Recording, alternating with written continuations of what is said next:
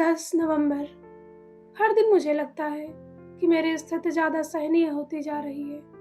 मैं लगातार काम पर लगा रहता हूँ और मेरे आसपास मौजूद अभिनेताओं की संख्या, उनके द्वारा निभाए गए विभिन्न किरदार और उनके द्वारा प्रस्तुत किए गए विविध दृश्य लगातार मेरा ध्यान आकर्षित करते रहते हैं। मैं काउंट से परिचित हो गया हूँ, जिसका सम्मान हर दिन मेरे लिए बढ़ता जा रहा है। वे एक प्रतिभाशाली और पैनी नज़र वाले व्यक्ति हैं और हालांकि उनमें असाधारण योग्यताएं हैं, फिर भी वे किसी भी तरह से संकोची और उदासीन नहीं हैं। वे प्रसन्नचित्त और सौम्य हैं, लेकिन सबसे बढ़कर संवेदनशीलता से युक्त हैं। पहली बार जब हम मिले थे, जो कि उनके साथ मेरे किसी काम के सिलसिले में था, तो उन्होंने मेरे प्रति सम्मान का भाव रखा और यह जानकर कि हम एक दूसरे को समझते हैं, उन्होंने सभी औपचारिकताओं को दरकिनार कर दिया और सुखद रूप से परिचित हो गए। मैं उनकी सरलता, उनके आवर्णीय मिलनसारिता से बहुत प्रसन्न हुआ। उनके जैसे महान मन का निश्चल आत्मविश्वास हमेशा मेरे जैसे हृदय के तीक्ष्ण भावनाओं को कम कर देता है। मेरे मित्र, आप उस हृदय से बहुत कम समय से परिचित हैं और मुझे विश्वास है कि आप उसकी कमियों के लिए हर संभव छूट देंगे। 24 दिसंबर। राजदूत के बारे में मुझे जैसा शक था वैसा ही हुआ और मैं इससे कतई सहमत नहीं हो सकता। वह निसंदेह सबसे ज्यादा नकचढ़ा और बेढंगा इंसान है जिसे मैंने कभी देखा है। एक बूढ़ी औरत की तरह कल्पनाशील और औपचारिक। जब वह खुद से खुश नहीं रहता तो दूसरों से कैसे रह सकता है। मैं नियमित रूप से और तेजी से काम करना चाहता हूँ और जब काम पूरा हो जाए तो उसे निपटा देना चाहता हूँ, लेकिन यह उसका तरीका नहीं है। जब उसे कोई मसौदा दिया जाता है तो वह उसे कहकर लौटा देता है, यकीनन यह चलेगा, लेकिन बेहतर होगा कि आप इसे संशोधित कर लें। हो सकता है इसमें कुछ सुधार की ज़रूरत हो। आप कोई ज़्यादा उपयुक्त वाक्यांश या कोई ज़्यादा प्रभावशाली शब्द सोच सकते हैं। तब मेरा धैर्य जवाब दे जाता और मैं उसे और उसकी टिप्पणियां दोनों को कोसता हूँ। एक भी संयोजन, एक भी छोटा सा अंश छूटना नहीं चाहिए और यह स्थानांतरण, जो मेरी पसंदीदा लेखन शैली है, उसे बर्दाश्त नहीं। हर भावना कार्यालय के हठधर्मी तरीके से अनुकूल होनी चाहिए, वरना उसे तुरंत अस्वीकार कर दिया जाएगा। हे मेरे मित्र, आप जो उन कठोर नियमों के प्रति मेरी घृणा को जानते हैं, आसानी से समझ सकते हैं कि ऐसे चरित्र के कारण मुझे कितनी पीड़ा सहनी पड़ती है। अगर काउंट का सुखद परिचय न होता तो मैं बिल्कुल दुखी हो जाता। उन्होंने स्पष्ट रूप से कहा। पिछले दिनों उन्होंने मुझे आश्वस्त किया कि उन्हें इस महापुरुष की सुस्ती और ढिलाई से कितनी नफरत है। उन्होंने कहा, ऐसे लोग जो सिर्फ अपने लिए बल्कि उनसे जुड़े हर व्यक्ति के लिए भी सब कुछ कष्टदायक बना देते हैं। लेकिन उन्होंने आगे कहा, हमें ऐसे लोगों के लिए आगे झुकना चाहिए जैसे उस यात्री को पहाड़ चढ़ना पड़ता है। अगर पहाड़ रास्ते में ना हो तो उसका रास्ता निश्चित रूप से छोटा और ज़्यादा सुखद होता, लेकिन फिर भी उसे धैर्यपूर्वक उस पर गुजरना ही होगा। वह बूढ़ा मूर्ख देखता है और काउंट मुझसे बहुत जुड़ा हुआ है और इससे उसकी नाराजगी और बढ़ जाती है। वह मेरे सामने उसे नीचा दिखाने का हर मौका ढूंढता है। मैं स्वाभाविक रूप से उसका बचाव करता हूँ और परिणाम स्वरूप उसकी नाराजगी और बढ़ जाती है। कल मैंने देखा कि इस सज्जन पर उसके एक प्रहार का उद्देश्य मुझे भी चोट पहुंचाना था। उन्होंने कहा, काउंट दुनिया के आम मामलों के लिए बहुत अच्छा कर सकते हैं। उनकी शैली अच्छी है और वे सहजता से लिखते हैं, लेकिन अन्य महान प्रतिभाओं की तरह उनकी शिक्षा केवल सतही है। यह बात एक अजीबोगरीब लहजे में कही गई थी, जिसके साथ एक गंभीर नज़र थी, जिसका तात्पर्य था, मुझे आशा है कि आप मेरी बात समझ रहे होंगे। हालांकि मेरे संबंध में, व्यंग में कोई तीखापन नहीं है। मैं उस व्यक्ति से घृणा करता हूँ जो उसके जैसा सोच और कार्य कर सकता है, और ऐसे नीच लोगों से कौन बहस करेगा। हालांकि मैंने कुछ गर्मजोशी के साथ उत्तर दिया कि काउंट एक सज्जन व्यक्ति थे मेरे दोस्त, हर दिन मैं दूसरों को खुद के आधार पर आंकने की मूर्खता को और भी ज़्यादा समझता हूँ, क्योंकि मैं अपनी कल्पना और अपने दिल की भावनाओं को बड़ी मुश्किल से दबा पाता हूँ। मैं दूसरों को उनके चुने हुए रास्तों पर चलने की स्वेच्छा से छोड़ देता हूँ और साथ ही अपनी पसंद के रास्ते पर चलने की इच्छा भी रखता हूँ। नागरिकों के बीच व्याप्त हास्यास्पद भेदभाव ही मुझे सबसे ज़्यादा घृणास्पद लगते हैं। मैं पूरी तरह जानता हूँ कि असमानता की स्थिति बेहद जरूरी है और मुझे इससे मिलने वाले फायदों का भी, लेकिन मैं इसे इस दुखी भरी दुनिया में मिलने वाले थोड़े से सुख के विरोध में नहीं आने दूंगा। हाल ही में मैं अपनी एक यात्रा के दौरान मेरी मुलाकात मिस बोवर से हुई, जो एक बहुत ही मिलनसार लड़की है। अपने पड़ोसियों की औपचारिकता और दिखावटीपन के बावजूद वे अपने व्यवहार और पहनाव में सहज और सरल है। जब हम पहली बार मिले थे तो हम एक दूसरे से बहुत खुश थे और विदा होने से पहले मैंने उनसे उनके घर आकर उनसे मिलने की इजाज़त मांगी, जो उन्होंने इतनी सहज विनम्रता से दी कि मैं बेसब्री से एक एक पल के लिए इंतज़ार करता रहा। एक अच्छा अवसर। वह यहाँ की मूल निवासी नहीं है, बल्कि वर्तमान में अपनी मौसी के साथ यहाँ रहती है, जिसका चेहरा बिल्कुल भी अच्छा नहीं लगता। मुझे उस बुढ़िया से पहली नज़र में ही चिढ़ हुई, लेकिन अपनी भतीजी की खातिर मैंने उस पर पूरा ध्यान दिया और बार बार उससे बातें की। आधे घंटे से भी कम समय में मैंने लगभग अनुमान लगा लिया कि उसकी मौसी, जो बहुत बूढ़ी हो चुकी है, जिसकी संपत्ति कम है और समझ कम है, उसे अपने गौरवशाली पूर्वजों की गिनती करने के गुप्त संतोष के अलावा और भी कोई आनंद नहीं मिलता। उसका कुलीन जन्म ही उसकी सुरक्षा है। यही वह प्राचीर है जिससे वह खुद को घेरे रहती है, और उसका मुख्य मनोरंजन अपनी खिड़की पर खड़े होकर उसके नीचे से गुजरने वाले सभी तथाकथित नीच लोगों को संप्रभु तिरस्कार से देखना है। अपने शुरुआती दिनों में वह सुंदर मानी जाती थी, लेकिन जीवन का उत्कृष्ट व्यर्थ ही व्यतीत हुआ और कई युवा उसकी सनक का शिकार हुए। यही उसका स्वर्णिम काल था। सुंदरता के क्षण होने पर उसे एक बूढ़े अफसर को स्वीकार करना पड़ा और उसके उदास स्वभाव के अधीन हो जाना पड़ा।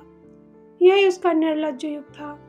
अब वह विधवा है, उपेक्षित है, और अगर उसकी भतीजी का मिलनसार स्वभाव ना होता तो उसे पूरी तरह से त्याग दिया जाता। इसे ही उसका कलयुग कहा जा सकता है। 8 जनवरी 1772। यहाँ क्या ही चरित्र है। उसका निरंतर अध्ययन ही रूपों का विज्ञान है। उसका सारा समय और विचार शायद 1 साल तक इस बात में लग जाते हैं कि वे मेज के ऊपरी सिरे तक सिर्फ एक कुर्सी कैसे पहुंचाएं। ऐसे लोग आलस्य से कोसों दूर हैं, क्योंकि वे लगातार छोटी छोटी बातों पर ध्यान देकर अपने श्रम में इजाफा कर रहे हैं, जबकि ध्यान ज़्यादा महत्वपूर्ण कामों पर लगाया जाना चाहिए। पिछले हफ्ते किसी दिन एक भव्य पार्टी, जो स्लेज में बर्फ पर सैर के लिए बुलाई गई थी, अचानक भंग हो गई, क्योंकि वरीयता को लेकर एक मामूली विवाद हुआ था। क्या मूर्ख यह नहीं समझ सकते कि सच्ची खुशी पद से नहीं होती। जो सबसे ऊंचा पद रखता है वह अक्सर सबसे तुच्छ व्यक्ति होता है। कई राजा अपने मंत्री द्वारा शासित होते हैं और कई मंत्री अपने सचिव द्वारा।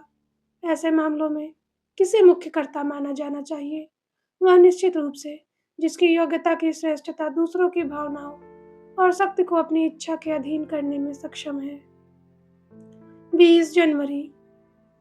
अब मैं अपनी प्यारी शार्लेट को एक साधारण झोपड़ी में रहते हुए संबोधित कर रहा हूँ, जिसने मुझे एक निर्दयी और प्रचंड तूफान में एक आरामदायक आश्रय प्रदान किया है। उस उदास शहर डी में अजनबियों के बीच, जो मेरे स्वभाव और भावनाओं से बिल्कुल अनजान थे।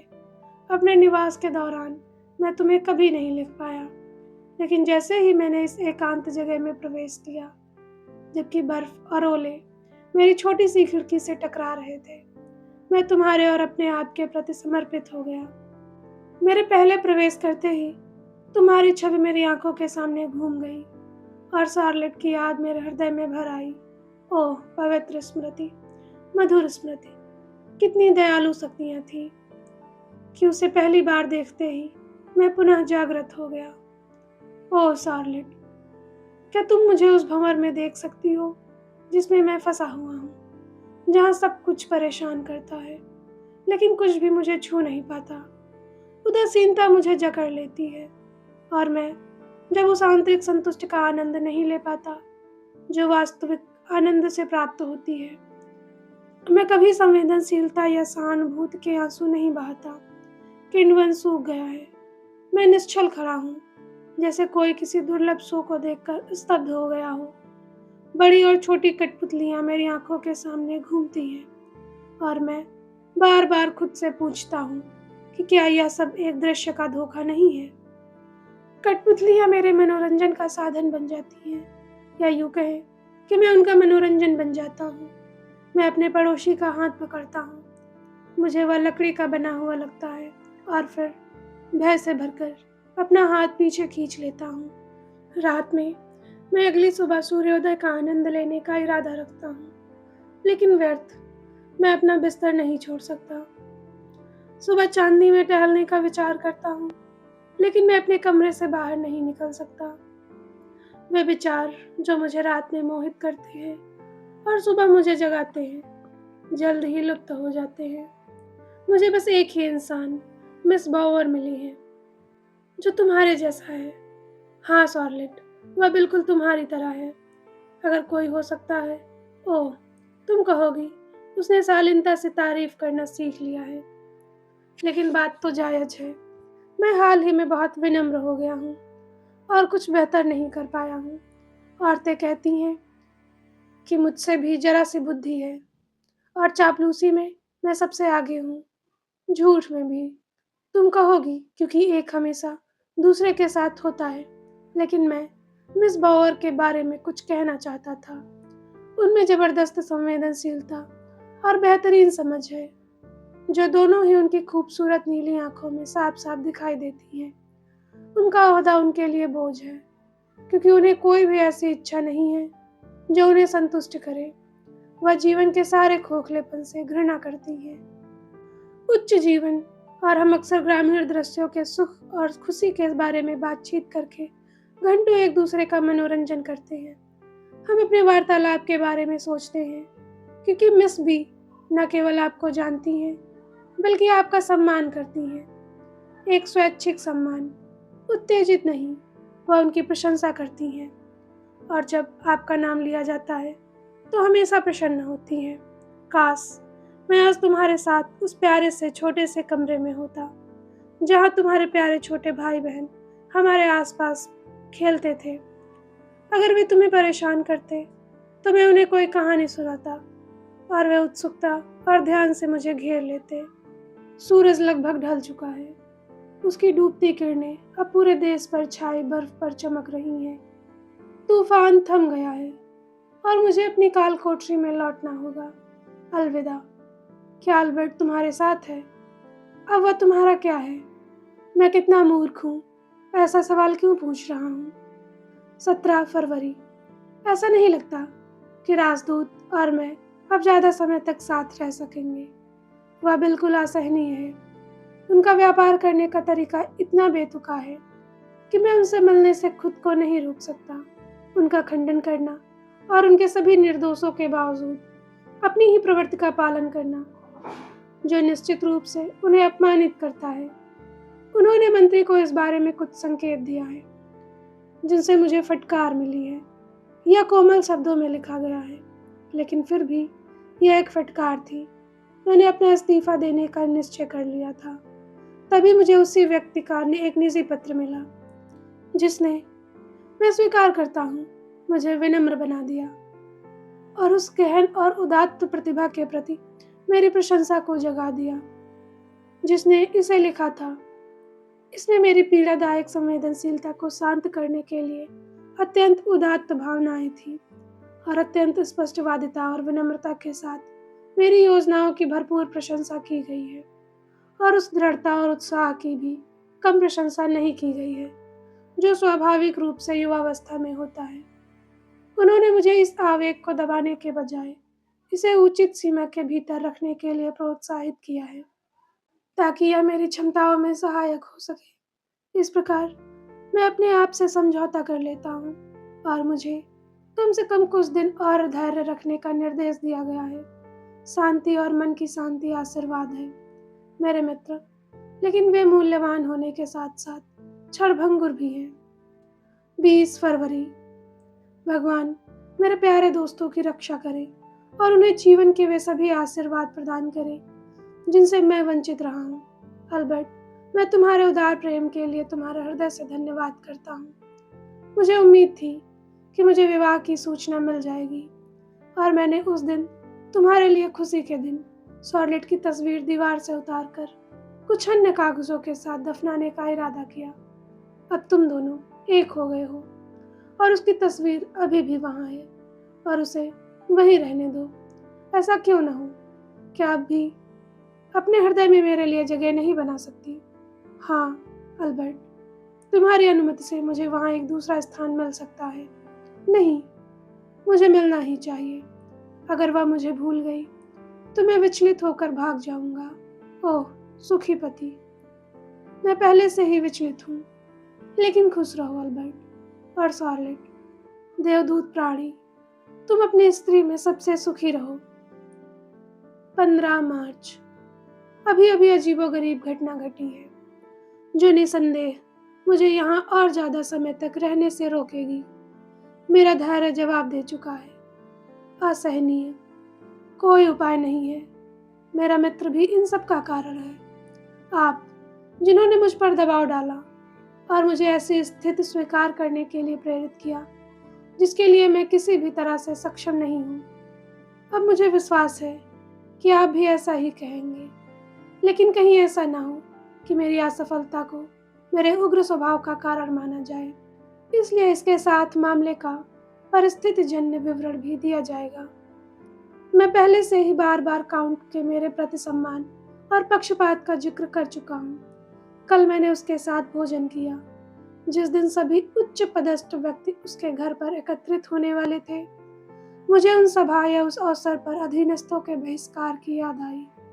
भोजन के बाद हम हॉल में गए, बातचीत की और साथ साथ घूमे। कर्नल बी भी काउंट से मिलने गए थे और हमारी बातचीत में शामिल हो गए और इस तरह हमने कुलीन लोगों के आने तक समय बिताया। ईश्वर जानता है कि मैं बिल्कुल भी तैयार नहीं था और आदरणीय लेडी एस अपने पति और बेटी, एक साधारण सी छोटी कमर और चपटी छाती वाली, के साथ प्रकट हुई, जो तिरस्कार भरी नजरों और घमंडी अंदाज में मेरे पास से गुजरी। इन सब का तिरस्कार करते हुए मैंने वहां से जाने का निश्चय कर लिया था। काउंट से विदा लेने के लिए मैं इंतजार कर रहा था, जो बेकार बेतुकी तारीफों में मग्न थे। इसी समय मिस बोवर अंदर आई और चूंकि उनकी उपस्थिति मुझे हमेशा खुशी देती रही है, इसलिए मैं उनसे बात करने के लिए कुछ देर रुका। मैं उनकी कुर्सी के पिछले हिस्से पर झुका रहा था और आखिरकार मुझे एक अजीब सी उलझन का एहसास हुआ जिसने उन्हें कम मिलनसार और सहज बना दिया। इस अचानक बदलाव ने मुझे आश्चर्यचकित कर दिया। क्या यह संभव है? मैंने सोचा। क्या वह बाकियों जैसी हो सकती है? मैं नाराज था और पीछे हट गया, लेकिन मैं कारण जानने के लिए उत्सुक था। अब बाकी लोग आ चुके थे। वहाँ एक बैरन अपने पुराने पसंदीदा कोट में था और एक काउंट जिसका पुराना पहनावा उस जमाने के फैशन से जरा भी अलग नहीं था। मैंने उन सभी लोगों से बात की जिन्हें मैं जानता था और कहा कि वे अजीब तरह से दूर थे, लेकिन मिस बावर के व्यवहार पर मुझे ज्यादा आश्चर्य हुआ। इसने वास्तव में सभी का ध्यान आकर्षित किया। मुझे इस बात का भी एहसास नहीं था कि सभी महिलाएं आपस में फुसफुसा रही थी, जो फुसफुसाहट जल्दी ही सज्जनों के बीच में गूंजने लगी। और ऐसा लगता है कि मैडम एस ने काउंट के साथ इस विषय पर गर्मजोशी से बातचीत की। आखिरकार काउंट मुझे एक तरफ ले गए और बड़े ही विनम्रता से बोले, आप शिष्टाचार की मूर्खता जानते हैं। यहाँ कुछ लोग आपकी उपस्थिति पर आपत्ति जता रहे हैं। मुझे बहुत दुख होगा। क्षमा करें, मुझे अपनी याददाश्त तो रखनी चाहिए थी, लेकिन मुझे विश्वास है कि आपकी दयालुता इस भूल को क्षमा कर देगी। मेरा इरादा तो बहुत पहले ही यहाँ से चले जाने का था, लेकिन मेरी कुटिल बुद्धि ने मुझे रोक दिया। यह कहकर मैं मुस्कुराया, झुककर प्रणाम किया और विदा ली। इसके साथ ही उन्होंने गर्मजोशी से हाथ मिलाया, जो उनके सच्चे दिल की बात कह रहा था। मैंने भी सम्मानित लोगों को प्रणाम किया, फिर जल्दी से अपनी गाड़ी में सवार होकर पास के एक गांव की ओर चल पड़ा, जहां एक पहाड़ी की चोटी से मैंने डूबते सूरज को देखा और हुमर के साथ कुछ देर मनोरंजन किया, क्योंकि अचानक ही मेरी नज़र ईमानदार चारवाहों द्वारा इथाका के राजा के आतिथ्य सत्कार के सुंदर वर्णन पर पड़ गई। इस तरह आनंद लेने के बाद मैं वापस लौटा और रात के भोजन कक्ष में प्रवेश करने पर मेरी मुलाकात कुछ ऐसे लोगों से हुई जो पासों से मनोरंजन कर रहे थे। नेक दिल एडेलहाइम ने तुरंत मेरा ध्यान खींचा और फुसफुसाते हुए कहा, आपके साथ जो हुआ वह बहुत ही अप्रिय था, इसलिए काउंट ने तुम्हें कंपनी छोड़ने पर मजबूर कर दिया। कंपनी? मैंने जवाब दिया। मैं उन्हें छोड़कर बहुत खुश था। ऐसा ही है, बस एक ही बात मुझे परेशान करती है, वह है जो बेतुकी रिपोर्ट फैलाई जाती है। फिर मैंने इसके बारे में गंभीरता से सोचना शुरू कर दिया, यह कल्पना करते हुए कि जब तक मैं मेज पर था, हर कोई जो हुआ उसके कारण मुझे देख रहा था। इसने मुझे दिल तक झकझोर दिया और अब मैं जहाँ भी जाता हूँ, सुनता हूँ, मुझे खुद पर दया आ रही है, जबकि मेरे विजयी सत्र दावा कर रहे हैं। ऐसा ही उन सभी तुच्छ और तुच्छ मनुष्यों के साथ होता है जो पद को तुच्छ समझते हैं और फिर भी हमेशा खुद को विशिष्ट बनाने की कोशिश करते रहते हैं। ओह, मैं अपना दिल चीर सकता था। दर्शन शास्त्र में धैर्य बहुत जरूरी है। हालांकि आमतौर पर छोटी छोटी बातें हमें उपहास का पात्र बनाती हैं, फिर भी जब वे अप्रिय परिणाम उत्पन्न करती हैं तो वे गंभीर हो जाती हैं, और जब नकाबपोश दुष्टता से उनका फायदा उठाती हैं तो अपमान का स्रोत बन जाती हैं। 15 मार्च, जो कुछ भी होता है वह मेरी झुंझलाहट और बढ़ा देता है। आज मिस बावर से मिलने के बाद मैं जानबूझकर उनके देर से आने का कारण पता लगाने के लिए रुका। ओह वर्दर, उन्होंने बड़ी ऊर्जा से कहा, तुम जो मेरे दिल से परिचित हो, तुम्हें पता होगा कि जब मैं पहली बार कमरे में दाखिल हुई थी तो मैंने तुम्हारे लिए कितना कुछ सहा था। मैंने वहां तुम्हारी उपस्थिति के परिणामों का पहले से ही अनुमान लगा लिया था और तुम्हें अपने डर को बताने का मौका चाहती थी, लेकिन मुझे पूरा यकीन था कि अगर तुम रुक गए तो लोग तुरंत सभा छोड़ देंगे। काउंट बहुत आघात हुआ, लेकिन वह कंपनी को नाखुश तो नहीं कर सकता। फिर उस शोर के बाद जो उसने मचाया है, अपनी तीव्र भावना को छिपाने की कोशिश करते हुए मैंने पूछा, कैसा शोर? ओह, उसने आंखों में आंसू भरकर जवाब दिया, इसने मुझे पहले ही कितनी तकलीफ दी है। उसकी सहानुभूति और स्नेह के इस स्वैच्छिक प्रदर्शन ने न केवल मेरे आक्रोश को शांत किया, बल्कि मेरे दिल को भी सांत्वना दी। मैं अपने प्यारे वकील के चरणों में गिर पड़ने वाला ही था। स्पष्ट रूप से बोले तो मैंने पुकारा। उसके आंसू और भी ज्यादा थे। ओह साहब, उसने आगे कहा, मेरी आंट, आप उनका स्वभाव जानते हैं। वह मौजूद थी और हे भगवान, उनकी सारी धारणाएं कितनी अस्पष्ट है, फिर भी वह जीवन के अपने ज्ञान, अपने अनुभव, अपनी समता और संस्कार की भावना का बयान कर सकती है। ओह वर्दर वर्दर, उसने कल रात और आज सुबह हमारी जान पहचान पर मुझे कैसा उपदेश दिया। उसने आपको कितना कम आंकने की कोशिश की, जबकि मैंने आपके बचाव में एक शब्द भी कहने की हिम्मत नहीं की। हर शब्द मेरे लिए खंजर की तरह था, लेकिन प्यारी आत्मा वह बात से अवगत नहीं थी कि मुझ पर दया करते हुए उसे वह सब कुछ छिपा लेना चाहिए जो उसने बताया था। उसने मुझे उन बेकार रिपोर्टों के बारे में भी बताया जो व्यस्त दृढ़ता ने फैलाई थी और दुर्भावनापूर्ण बदनामी में वृद्धि हुई थी। मैं तब से इतना व्यवस्थित हूँ कि मैंने एक से अधिक बार अपनी पूरी दिल की बात कहने के लिए अपनी तलवार पकड़ ली। मैंने कुछ उत्साही घोड़ों के बारे में पढ़ा है जो खुद को गर्म के प्रभाव से राहत देने के लिए बेशक वे अपने दांतों से सहज ही कोई नस खोल देंगे। अक्सर मेरा मन करता है कि मैं अपनी एक नस खोल दूं और इस तरह हमेशा के लिए राहत पा लूं। 24 मार्च। मैंने इस्तीफ़ा देने की अनुमति के लिए न्यायालय को पत्र लिखा है और मुझे विश्वास है कि मुझे इससे इनकार नहीं किया जाएगा। आपसे सलाह न लेने के लिए मुझे क्षमा करें, लेकिन मेरा यहाँ से जाना अनिवार्य है। मुझे पता है कि आप मुझे मेरे उद्देश्य से विमुख करना चाहेंगे, लेकिन सभी तर्क व्यर्थ हैं। कृपया मेरी माँ को यह बात सावधानी से बताएं, क्योंकि मैं अपने लिए कुछ भी करने में असमर्थ हूँ। इसलिए यह अपेक्षा नहीं की जा सकती कि मैं दूसरों की सेवा कर सकूं। मुझे पता है कि उन्हें यह सुनकर बहुत दुख होगा कि उनके बेटे ने उस करियर में कदम पीछे खींच लिया है जो धीरे धीरे उसे एक प्रीवी काउंसलर या राजदूत के पद तक पहुंचा सकता है। आप जितना चाहे तर्क कर सकते हैं और मेरे रुकने के लिए सबसे शक्तिशाली कारण बता सकते हैं, लेकिन व्यर्थ। मैं जाने के लिए दृढ़ हूँ, लेकिन आपको यह जानने के लिए कि मैं कहाँ जा रहा हूँ, मुझे आपको सूचित करना होगा कि राजकुमार यहाँ है। और मेरे इस्तीफा देने के इरादे के बारे में सुनकर उन्होंने कृपापूर्वक मुझे एक वसंत के महीने में एक देहाती घर में रहने का निमंत्रण मिला है। उन्होंने वादा किया है कि मैं अपनी इच्छा अनुसार चलूंगा, और चूंकि हम एक विषय को छोड़कर बाकी सभी विषयों पर सहमत हैं, मैं कह सकता हूँ कि मैं उनके साथ जाऊंगा। लेकिन अगर मैं अपना मन बदलूं, तो मेरे मित्र को इसकी सूचना दे दी जाएगी। 19 अप्रैल। मैं अपने मित्र को उनके 2 सांत्वना भरे पत्रों के लिए धन्यवाद देता हूँ। आपको पत्र लिखने से पहले मैंने दरबार से अपने उत्तर की प्रतीक्षा की।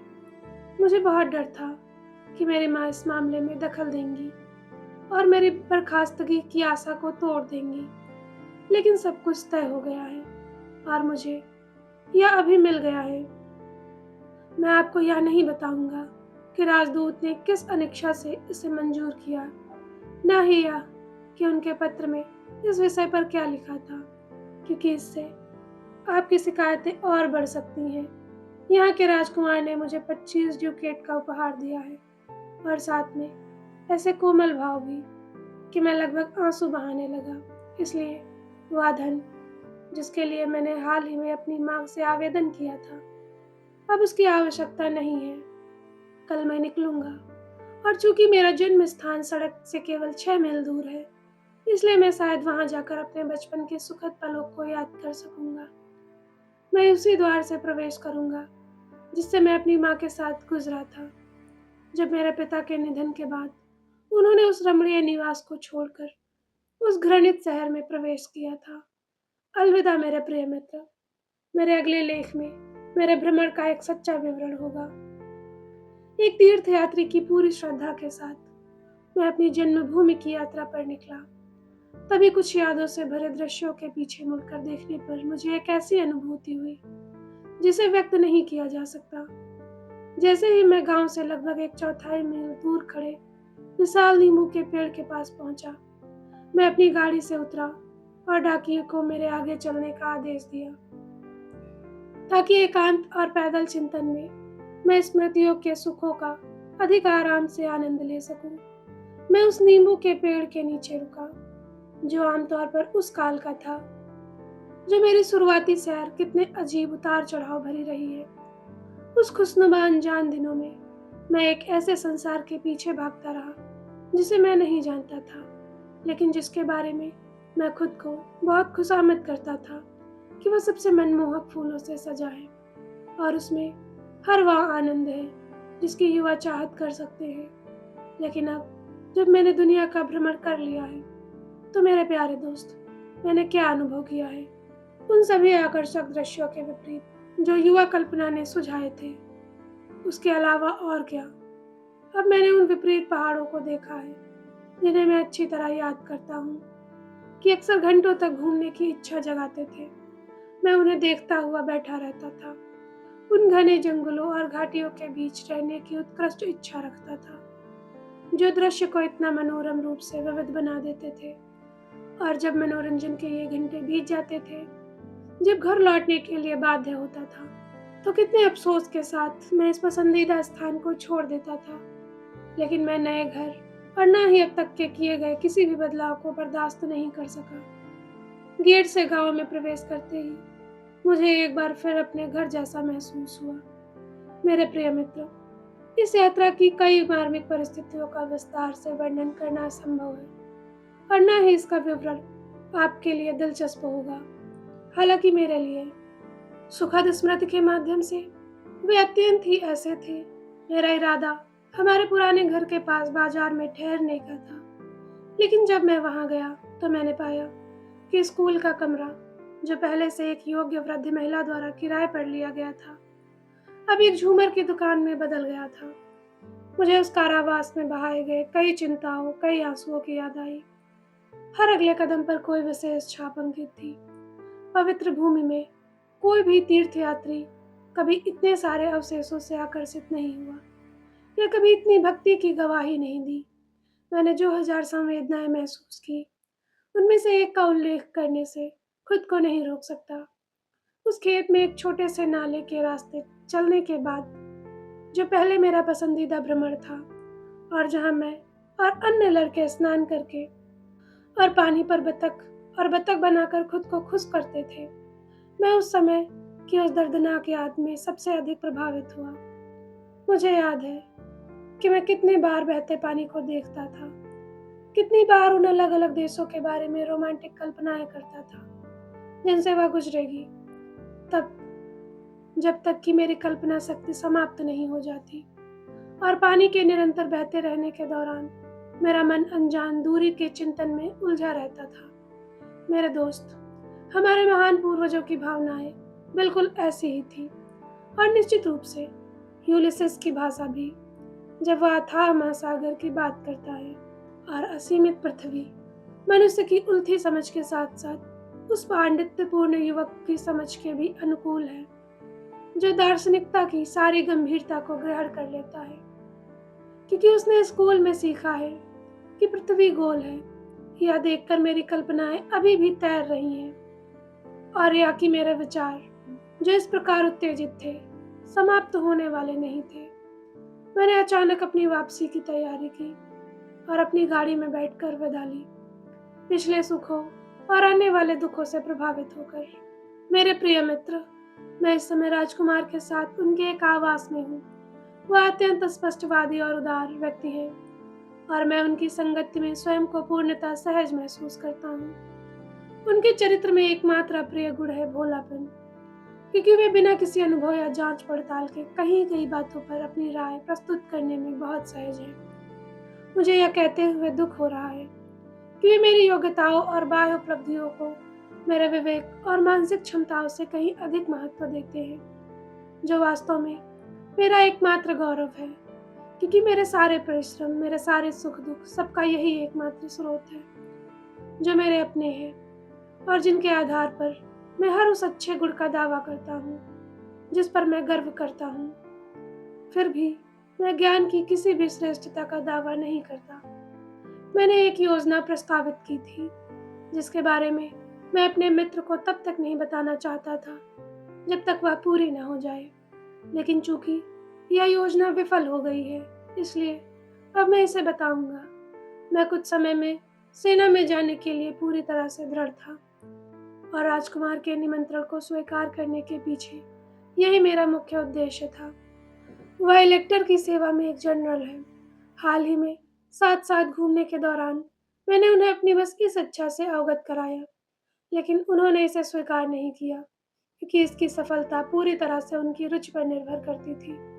इसलिए मैंने सोचा कि इस पर कोई आपत्ति करना अविवेकपूर्ण होगा। 11 जून। मैं कितना अभागा हूँ। अब यहाँ और नहीं रह सकता, क्योंकि मैं यहाँ क्या कर सकता हूँ। मैं इस जगह से थक गया हूँ। अरे मेरे दोस्त, मैं सचमुच दुखी हूँ। यह सच है कि राजकुमार मुझे हर तरह से अपने बराबर का समझते हैं, लेकिन मैं उन्हें अपना विश्वास पात्र नहीं बना सकता। हमारे मन बिल्कुल भी मेल नहीं खाते। हालांकि उनकी समझ अच्छी है, लेकिन वह असाधारण नहीं है। इसलिए उनकी बातचीत मुझे किसी सुलिखित पुस्तक के अध्ययन से ज्यादा मनोरंजन नहीं देती। मैं यहाँ बस 1 हफ्ता रुकूंगा और फिर पहले की तरह टहलना शुरू करूंगा। यहाँ आने के बाद से कुछ रेखा चित्र मेरे मन में बेहतरीन प्रदर्शन कर रहे हैं। राजकुमार को कलाओं का शौक है, लेकिन अगर वह तकनीकी शब्दावली और पांडित्यपूर्ण नियमों से बंधा न होता तो वह कहीं ज़्यादा प्रभावशाली होता। मेरा धैर्य अक्सर तब जवाब दे देता है जब वह अपनी विस्तृत आलोचनाओं से उस जीवंत अभिव्यक्ति की प्रगति में बाधा डालते हैं जो मेरी प्रखर कल्पना और प्रकृति को प्रदान करती है। 16 जून। सच तो यह है कि मेरे मित्र, मैं इस जीवन में एक यात्री से अधिक कुछ नहीं हूँ, एकमात्र तीर्थयात्री, और संसार में ऐसा कौन है जो ऐसा नहीं है। 18 जुलाई। मेरा वर्तमान गंतव्य क्या है आप सुनेंगे? मुझे यहाँ एक पखवाड़ा और रुकना है, फिर मैं खदानों का दौरा करने का इरादा रखता हूँ, लेकिन यह असंभव है। सचमुच मेरा मन हर घड़ी बदलता रहता है। मैं अपने आप को धोखा देता हूँ। मेरी एकमात्र इच्छा सॉर्लेट के पास रहना है, और यही सच है। हाय, मैं अपने हृदय की दुर्बलता देखता हूँ, फिर भी मैं उसका छलावा नहीं, उसकी स्वेच्छा से दास हूँ और उसकी आज्ञाओं का पालन तत्परता से करता हूँ। 29 जुलाई। ओह, जैसा है वैसा है, वैसा ही बेहतर है। सब कुछ अच्छे के लिए है। मैं उसका पति हूँ, जिस दिव्य शक्ति ने मुझे जीवन दिया है। यदि उसने मेरे लिए भी वह आशीर्वाद निर्धारित किया होता तो मेरा शेष सुखी जीवन निरंतर धन्यवाद में समर्पित होता। लेकिन मैं ईश्वर की इच्छा के विरुद्ध बड़बड़ाऊंगा नहीं। ये आंसू, ये निष्फल कामनाएं क्षमा की जाएं। अगर वह मेरी होती तो ओह, मैं कितनी खुशी से उसे अपनी आलिंगन की बाहों में भर लेता। जब मैं अल्बर्ट से घिरे उसके स्वर्गीय शरीर को देखता हूँ तो मैं कितना उत्तेजित हो जाता हूँ। मैं कहने ही वाला था कि क्यों नहीं, कि वह अल्बर्ट के बजाय मेरे साथ ज़्यादा खुश रहती। वह उसके लिए कभी बना ही नहीं। वह उस कोमल संवेदनशीलता को चाहती है जो अल्बर्ट में है और जिससे वह प्रसन्न होती है। वह चाहती है, संक्षेप में, उसके दिल एक साथ न धड़के। ओह मेरे दोस्त, मैंने कितनी बार महसूस किया कि हमारी अनुभूतियां परस्पर रही हैं, कि हमने एक जैसा सोचा और महसूस किया है, और शब्दों की अपेक्षा अधिक अभिव्यंजक दृष्टि से हमने एक दूसरे को अपना अर्थ बताया है। फिर भी अल्बर्ट उससे प्रेम करता है। वह उसे प्रसन्न करने के लिए अध्ययन करता है, और क्या उसका प्रेम प्रतिफल का हकदार नहीं है? एक असमय यात्रा के कारण मेरा काम बाधित हो गया है, इसलिए मैंने स्वयं को शांत करने का प्रयास किया और मेरा मन अब अधिक शांत है। अलविदा मेरे प्रिय मित्र। मैं अकेला बदकिस्मत नहीं हूँ जिसके सुख के विचार निराश हैं। यह जीवन भी निराशाओं से भरा हुआ है। मैं उस भली स्त्री से मिलने गया था जो नींबू के पेड़ों के पास हरियाली में रहती है। सबसे बड़ा लड़का दौड़कर मुझसे मिलने आया और उसकी खुशी के उद्गार उसकी माँ को याद दिला रहे थे, लेकिन उसके चेहरे पर गहरा दुख साफ झलक रहा था। मैंने उसकी उदासी का कारण पूछा। हाय मेरे प्यारे साहब, उसने उत्तर दिया, जबकि उसके पीले गालों पर बहते हुए आंसुओं ने उसकी बात बीच में ही रोक दी। हमारा बेचारा छोटा जॉन, जो मेरे दिल की खुशी और सुकून था, अब नहीं रहा। यह सबसे छोटा बच्चा था।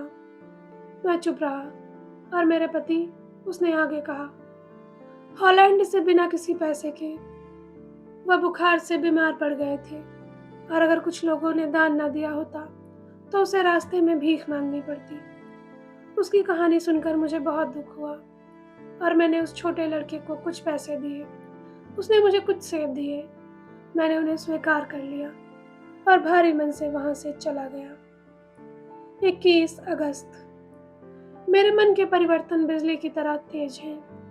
जब अचानक आशा की एक किरण मेरे गिरते हुए मन पर चमकती है और मेरे भीतर एक क्षणिक खुशी का उदय होता है, लेकिन अफसोस यह चमक क्षणिक है। इसके अल्पकालिक प्रवास के दौरान मैं सोचने लगता हूँ कि अगर अल्बर्ट मर जाता तो फिर सॉर्लेट भी मर जाती, और मैं इस भ्रम का पीछा तब तक करता हूँ जब तक मैं खुद को एक खाई के किनारे पर नहीं पा लेता। जब मैं अचानक इतने डर से चौंक जाता हूँ कि अगर यह वास्तविक खाई होती तो मेरा गिरना निश्चित होता। जब मैं उसी द्वार से बाहर निकलता हूँ या उसी सड़क पर जाता हूँ जिसने मुझे पहली बार सॉर्लेट के घर की ओर ले जाया था, तो मेरा दिल अंदर ही अंदर डूब जाता है और मैं गहरी पीड़ा के साथ तुलना करने लगता हूँ कि मैं क्या था और मैं क्या हूँ। सारी खुशियाँ बीत चुकी हैं, दुनिया अब वैसी नहीं लगती। मेरा दिल पहले जैसा नहीं धड़कता। मुझे पहले जैसी खुशी नहीं मिलती। यदि कोई दिवंगत राजकुमार उन भव्य महलों को देखने के लिए वापस आए जिन्हें उसने अपने सुख के दिनों में बनवाया था और अपने प्रिय पुत्र के लिए छोड़ गए थे, और जब वह उन्हें शत्रुओं द्वारा ध्वस्त और खंडहर में तब्दील पाता है, तो उसे कैसा महसूस होता है? अफसोस मेरे जैसा। 3 सितंबर। मैं अक्सर यह समझ पाने में असमर्थ हो जाता हूँ कि वह किसी दूसरे से प्रेम कैसे कर सकती है।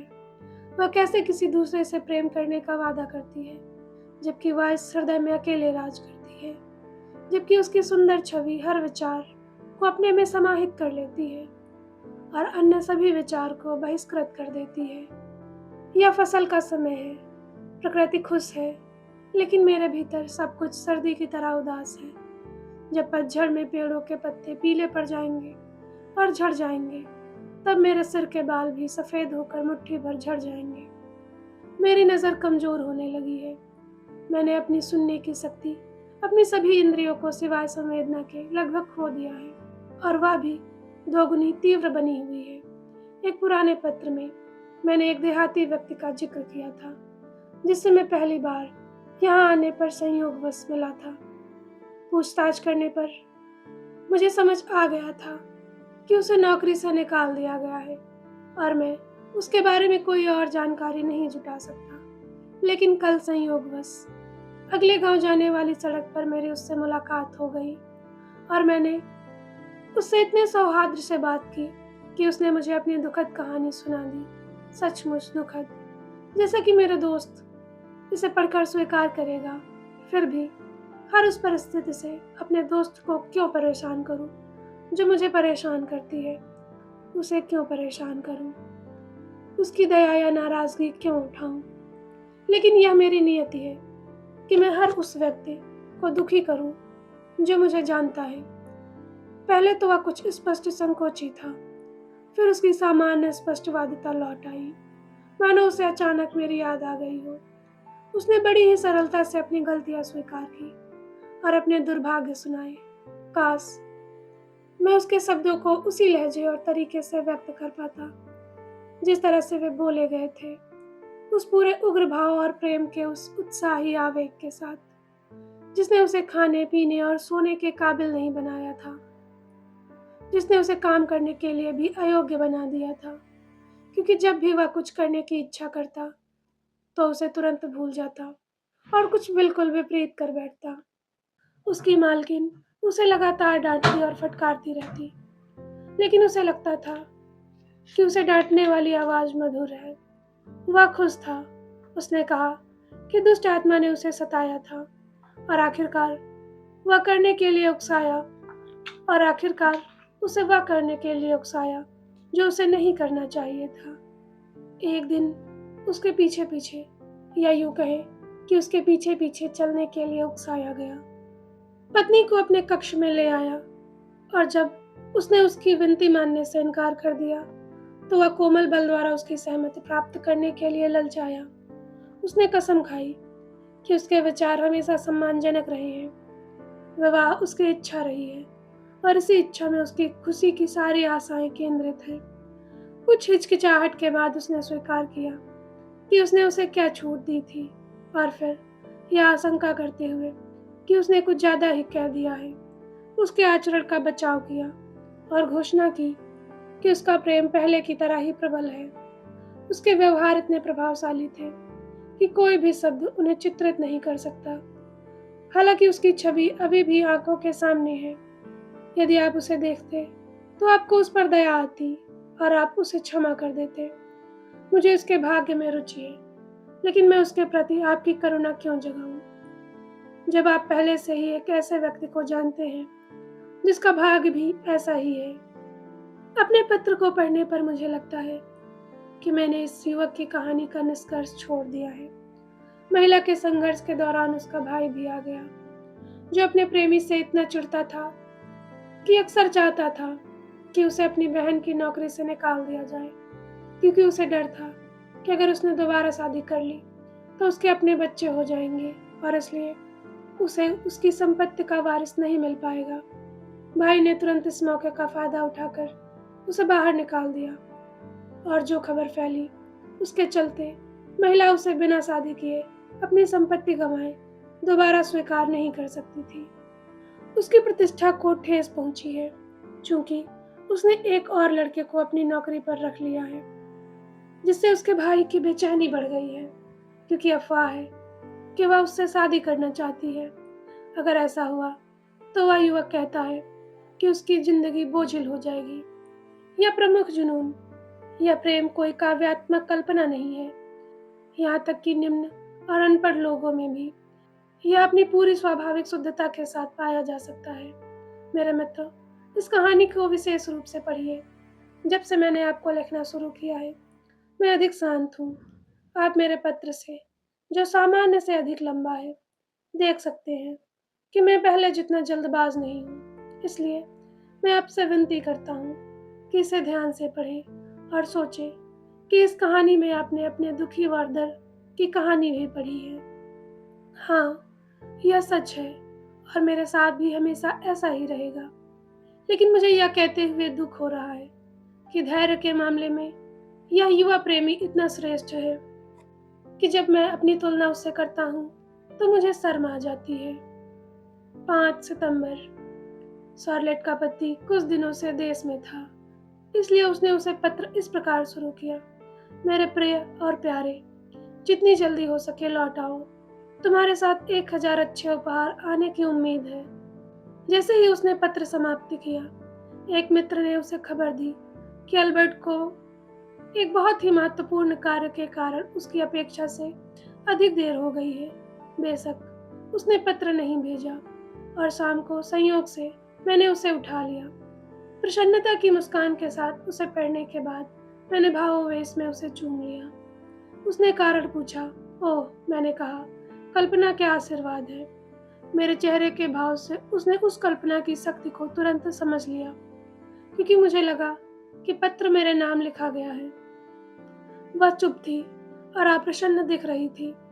वह अप्रसन्नता भरी नजर ने मुझे चुप करा दिया। आप सोच भी नहीं सकते कि मैंने कितनी अनिच्छा से उस नीले रंग के फ्रॉक को अलग रख दिया है, जिसे मैंने पहली बार शार्लेट के साथ नृत्य करते पहना था। इसे अब और पहनना असंभव था। यह बहुत जर्जर हो गया था, लेकिन मैंने बिल्कुल वैसा ही एक और बनवाया है, जिसमें एक बफ बास्केट के बीच है। हालांकि मुझे नया कोट उतना पसंद नहीं है जितना कि मूल पैटर्न। अफसोस, यह वैसा नहीं है, लेकिन समय के साथ यह शायद उतना ही आकर्षक हो जाएगा। Sorrows of young वर्दर। 12 December. Charlotte अपने पति के पास गई और कुछ समय से अनुपस्थित है। मैं आज उससे मिलने गया और उसका हाथ चूमने का अद्भुत आनंद प्राप्त किया। एक कैनरी पक्षी आईने से उड़कर उसके कंधे पर आ गया। लो, उसने कहा, एक नया दोस्त है। फिर उसने उसे अपने हाथ में आने के लिए फुसलाया और मुझसे कितना प्यार करता है। जब मैं उसे खाना देती हूँ, वह अपने छोटे छोटे पंख फड़फड़ाता है और अपनी चोंच से चोंच मारता है। हे वर्दर, ध्यान दो, वह तुम्हें चूम रहा है। जब उसने मुझे अपने होंठ दिए तो वह छोटा पक्षी उसकी सुगंधित सांसों से प्रसन्न था। अब उसने पक्षी को मेरी ओर बढ़ाते हुए कहा, वह तुम्हें भी चूमेगा, और उसने अपनी छोटी सी चोंच मेरे होंठों पर रख दी। अब मुझे कैसी सुखद अनुभूति हुई। शार्लेट, यह छोटा पक्षी हमारे चुंबनों से पूरी तरह संतुष्ट नहीं है। वह और अधिक संतुष्टि चाहता है। वह पोषण चाहता है। फिर उसने कुछ रोटी ली और उसे अपने मुंह से खिलाई। मुझे बेबस होकर मुंह मोड़ना पड़ा। काश उसे ऐसे दृश्यों से मेरी भावनाओं को न जगाना चाहिए। जब मेरा हृदय शांत हो जाए तो उसे विश्राम देना चाहिए और उसे विस्मृति से स्मृति में नहीं बुलाना चाहिए। फिर भी क्या उसे अधिकार नहीं है? लेकिन वह मुझ पर अधिक भरोसा करती है। वह जानती है कि मैं उससे प्रेम करता हूँ। 15 सितंबर। किसी भी विचारशील व्यक्ति के लिए वे घृणित प्राणी कितने अपमानजनक होते हैं, जो बिना किसी संवेदना के हर चीज की उपेक्षा करते हैं, जो दिलचस्प और ध्यान देने योग्य है। आपको याद होगा कि मैंने इसमें अखरोट के पेड़ों का जिक्र किया था, जिनके नीचे मैं शॉर्लेट के साथ उस योग्य वृद्ध पादरी के घर पर बैठा था। ये प्यारे, ये प्रशंसनीय पेड़ पादरी के घर के आंगन की कितनी शोभा बढ़ाते हैं। उनकी पूजनीय शाखाओं की छाया मन को अत्यंत मन भावन विचारों से भर देती है और उस योग्य पादरी की याद दिलाती थी जिसने इन्हें लगाया था। स्कूल मास्टर ने अक्सर उस व्यक्ति का नाम लिया है जो उसने अपने दादा से सीखा था, जिसने सबसे पहले पेड़ लगाया था। यह पादरी, वह कहता था, एक बहुत ही नेक इंसान थे और इन पेड़ों के नीचे उनका नाम हमेशा खुशी से याद किया जाता था। इसी स्कूल मास्टर ने कल मुझे आंखों में आंसू भरकर बताया कि उन्हें काट दिया गया है। काट दिया? मैंने कहा। अगर मैं वहां होता तो क्रोध में आकर उस दुस्साहसी बदमाश को मार डालता जिसने पहला वार किया था। यह बर्दाश्त नहीं होता कि अगर मैं ऐसे 2 पेड़ों का मालिक होता और उसमें से सिर्फ एक ही बुढ़ापे में मर जाता तो मैं शोक मनाता। हालांकि पूरा गांव ऐसा लगता है, हर कोई बुदबुदाता है और मुझे उम्मीद है कि ईमानदार किसान पादरी की पत्नी को और उपहार नहीं भेजेंगे, बल्कि उसे उसके द्वारा किए गए कुकृत्य पर पछतावा कराएंगे, क्योंकि यह आदेश उसी ने दिया था, वर्तमान पदधारी की पत्नी ने। भला बूढ़ा आदमी संयोग से अपने पेड़ों के आगे गिर गया, और कोई नहीं बल्कि एक लंबा भयानक डरावना प्राणी जो निरंतर अस्वस्थता के कारण जीवन का आनंद नहीं ले पाता और इसलिए दुनिया का तिरस्कार करता है, क्योंकि दुनिया उसका तिरस्कार करती है। कोई नहीं बल्कि एक पुराना मूर्ख जो पांडित्य का दिखावा करता है, प्रमाणिक पुस्तकों का ज्ञान होने का दिखावा करता है और ईसाई धर्म के नए नए नैतिक आलोचनात्मक सुधार को लिखने में सहायता करने का दिखावा करता है। लेवेटर के उत्साह का घोर तिरस्कार करता है। मैं कहता हूँ, इस जैसे नीच के अलावा कोई भी इन अखरोट के पेड़ों को नहीं काट सकता। ओह मेरे दोस्त, मैं उन्हें कभी नहीं भूलूंगा, मैं उसे कभी माफ नहीं कर सकता। लेकिन इस बेतुकेपन के लिए वह जो बेतुका कारण बताती है, उससे मेरा क्रोध और बढ़ जाता है। सचमुच उनसे गिरने वाले पत्तों ने आंगन को गीला और गंदा कर दिया था। फैली हुई शाखाओं ने रोशनी तक रोक दी थी और छोटे से लड़कों द्वारा मेवों पर पत्थर फेंकने से उसकी नाजुक नसों पर असर पड़ा था और उसके गहन चिंतन में बाधा पड़ रही थी, जबकि वह केनिकॉट, सेमलर और माइकेलिस की खूबियों का मूल्यांकन करने में व्यक्त थी। जब मुझे लगा कि उसके व्यवहार ने उस जगह के सभी निवासियों, खासकर पूर्व सैनिकों को नाराज कर दिया है, तो मैंने उनसे पूछा कि उन्होंने ऐसा करने की अनुमति कैसे दी। लेकिन उनका जवाब था, अरे साहब, जब प्रबंधक अपना आदेश सुनाता है तो बेचारे किसान क्या कर सकते हैं। हालांकि एक बात ने मुझे कुछ हद तक संतुष्ट किया, प्रबंधक और पादरी इस औरत की मनमानी से कुछ कमाई की उम्मीद में इन पेड़ों से होने वाले मुनाफे को आपस में बांटने पर राजी हो गए थे। लेकिन राजस्व अधिकारी को इस मामले की भनक लगने पर उसने पेड़ों पर कब्जा कर लिया और उन्हें सबसे अच्छी बोली लगाने वालों को बेच दिया। और तो और वे आज भी जमीन पर पड़े हैं।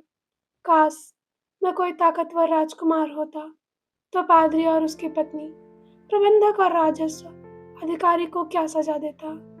लेकिन नहीं, नहीं मेरे दोस्त, अगर मैं राजकुमार पैदा होता तो मुझे उन छायादार पेड़ों के नीचे शॉर्लेट के साथ रहने का सुख कभी न मिलता, जिनके भाग्य पर अब मुझे इतना दुख है।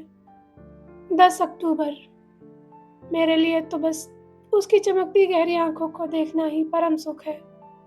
मुझे यह देखकर सचमुच दुख हो रहा है कि अल्बर्ट उतना खुश नहीं लग रहा जितना उसने सोचा था, और अगर मुझे टूटे फूटे वाक्यों से नफरत है तो मुझे भी खुश होना चाहिए था, और फिर भी मैं अपनी बात किसी तरह व्यक्त नहीं कर पा रहा हूँ। हे भगवान, और क्या मैं अपनी बात पूरी तरह से स्पष्ट नहीं कर पा रहा हूँ। 12 अक्टूबर ओसियन ने होमर को मेरे हृदय और कल्पना से पूरी तरह निकाल दिया है। यह दिव्य कवि मुझे कैसी दुनिया में ले जा रहा है। वहाँ मैं वीथ और जंगलों में भटकता हूँ, तेज हवाओं से घिरा हुआ, चांद की मंद रोशनी में अपने प्यारे पूर्वजों की आत्माओं को देखता हूँ। पहाड़ों की चोटियों से सुनता हूँ, लहरों के गर्जन के बीच गहरी गुफाओं के निकलती उनकी करुण ध्वनियाँ, और प्रेम में व्याकुल उस दासी की करुण विलाप जो उस नायक की काई से ढकी कब्र पर अपनी अंतिम सांसें ले रही हैं, जिनकी वह पूजा करती थी। मैं इस कवि से मिलता हूँ जिनके बाल चांदी जैसे हैं, घाटी पे भटकते हुए अपने पूर्वजों के पद चिन्ह खोजते हुए। अफसोस, उसे बस उनकी कब्रें ही मिलती हैं। फिर पीले चांद का चिंतन करते हुए, जैसे वह झागदार सागर की लहरों के नीचे डूब रहा हो, नायक के मन में बीते हुए समय की यादें ताजा हो जाती हैं। वे समय जब खतरे के आने से उनका दिल खुश हो जाता है और उनकी देह में स्फूर्ति आ जाती है, जब चांद उनकी नाव पर चमकता है जो तब उसके दुश्मनों की लूट से लदी हुई थी और उसकी वजह से जगमगा रही थी। जब मैं उसके चेहरे पर गहरा दुख पड़ता हूँ, जब मैं कभी चमकती हुई शान को कब्र में डूबते हुए देखता हूँ, जब वह उस ठंडी मिट्टी पर नजर डालता है जो उसे ढकने वाली है और चिल्लाता है, वह यात्री, वह आएगा, और हृदय को प्रेरित करने वाले कवि फिंगल के यशस्वी पुत्र के बारे में पूछताछ करेगा। वह मेरी कब्र पर चलेगा, लेकिन वह मुझे व्यर्थ खोजेगा। तब, ओह तब, मेरे प्रिय मित्र, मैं किसी महान बहादुर सूरवीर की तलवार को पकड़ सकता था, और जब मैंने अपने राजकुमार को जीवन की थकाऊ पीड़ाओं से बचाया था, तो इसे अपने सीने में घोंप सकता था, ताकि मैं उस अर्ध देवता का अनुसरण कर सकूं जिसे मैंने मुक्त किया था। 19 अक्टूबर, ओह, वह अवर्णीय, वह भयानक शून्य जो मेरे हृदय में व्याप्त है। कभी कभी कल्पना की उड़ानों के बीच मैं प्रेम से सोचता हूँ कि काश मैं उसे एक बार, केवल एक बार अपने हृदय से लगा पाता, तो मेरी खुशी पूर्ण हो जाती। मेरे प्रिय मित्र, अब मैं पूरी तरह से आश्वस्त हूँ कि किसी भी व्यक्ति का अस्तित्व समाज के लिए कोई महत्व नहीं रखता। शॉर्लेट के किसी खास मित्र से मिलने के बाद मैं बगल वाले कमरे में चला गया। मैंने एक किताब उठाई, लेकिन पढ़ने का मन ना होने के कारण मैंने उसे एक तरफ फेंक दिया और अपने दोस्त को संबोधित करने के लिए कलम उठा ली। इस प्रकार मैं स्पष्ट रूप से स्वीकार करता हूँ कि इस पत्र के लिए आप मुझ पर कितने ऋणी हैं। अभी भी मैं उनकी बातचीत सुन रहा हूँ।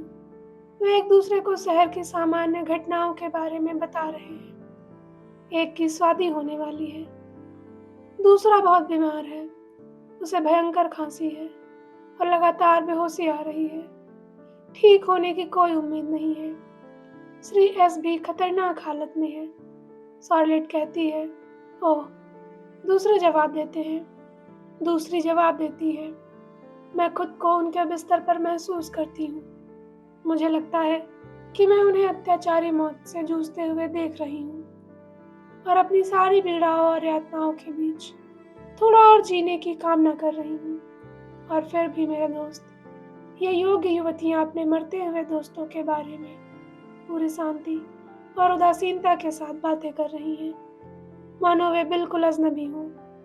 जब मैं उस कमरे में चारों ओर देखता हूँ जहाँ मैं अभी हूँ, जब मैं शॉर्लेट के कपड़े, उसके गहने, अल्बर्ट के कागजात, वे सभी चीजें जो मुझे बहुत परिचित हैं, यहाँ तक कि वह स्याही दान जिसका मैं समय समय पर उपयोग करता देखता हूँ, तो मैं तुरंत सोचता हूँ कि मैं इस परिवार के लिए क्या हूँ। मैं ही सब कुछ हूँ।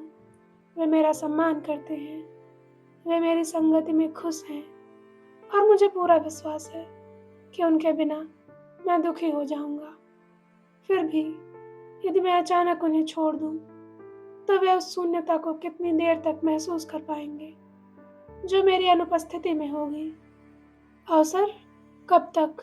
अफसोस, मनुष्य की दुर्बलता ऐसी है कि जहाँ वह सबसे अधिक आनंद उठाता है और जहाँ उसकी उपस्थिति दूसरों के आनंद में सबसे अधिक योगदान देती है, जहाँ वह अपने प्रिय मित्रों के हृदय में रहता है, वहीं उन्हें नष्ट होना पड़ता है और उसका नाम शीघ्र ही भुला दिया जाता है। 27 अक्टूबर। ओह, मैं अपनी छाती फाड़ सकता हूँ, मैं अपना सिर दीवार पर पटक सकता हूँ जब मुझे अपने हृदय को किसी दूसरे के सामने प्रकट करने में निराशा होती है, जो उनकी भावनाओं के साथ सहानुभूति रखने में असमर्थ है। मैं किसी दूसरे से प्रेम व आनंद व उल्लास व सुख प्राप्त नहीं कर सकता जो मेरी अपनी भावनाओं के अनुरूप नहीं है। ना ही मैं अपने हृदय में सबसे जीवंत संवेदनाओं से प्रज्वलित होकर किसी दूसरे को वह सुख दे सकता हूँ जिसे प्रकृति ने उसे अनुभव करने में असमर्थ बना दिया है। कल्पना मुझे पर्याप्त से अधिक देती है। शॉर्लेट के सुंदर व्यक्तित्व का विचार अन्य सभी विचारों को मिटा देता है और मेरे चारों ओर स्वर्ग बना देता है। उसके बिना दुनिया वास्तव में कुछ नहीं होगी। हजारों बार मेरा मन किया है कि उसकी दिव्य कमर में बाहें डाल दूं और उसे अपनी हाँफती हुई छाती से लगा लूं। हे भगवान, ऐसी सुंदरता को लगातार देखते रहना, फिर भी उसे छूने की हिम्मत ना करना, कितनी यातना है। छूना प्रकृति की पहली प्रवृत्ति है। क्या नन्हे शिशु जो भी मन में आए उसे पकड़ने की कोशिश नहीं करते? और हाँ, मैं एक सचमुच बच्चा हूँ। 3 नवंबर। कितनी बार बिस्तर पर आंखें बंद करते समय मैंने सच्चे मन से प्रार्थना की है कि मैं उन्हें फिर कभी भी नहीं खोलूं। फिर भी सुबह होते ही मैंने उन्हें खोला है, फिर से सूरज को देखा है, फिर से अपनी सारी पुरानी दुर्दशा महसूस की है। काश मैं रोगग्रस्त या पागल क्यों नहीं हूँ। मुझे इस तीखे दुख का कारण किसी विषम जलवायु, निराश महत्वाकांक्षा या किसी सताने वाले शत्रु की दुष्टता क्यों नहीं ठहराने दिया जाता। तब दुख का बोझ ज्यादा सहनीय होता है।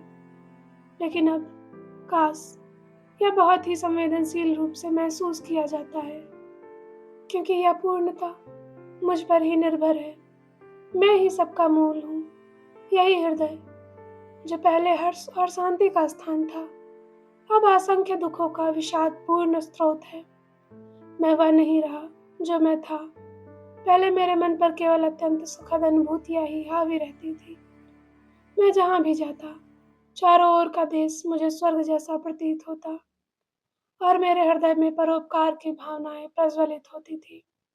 किंतु अब उस हृदय को शीत उदासीनता ने जमा दिया है और वह सभी सुखों के लिए मृत हो गया है। मेरी आंखें सूखी हैं, वे अब संवेदनशीलता के ताजगी भरे आंसुओं से भीगी नहीं हैं। मेरी इंद्रियां मुझे धोखा दे रही हैं, वे अब मेरे मस्तिष्क की सहायता नहीं करती।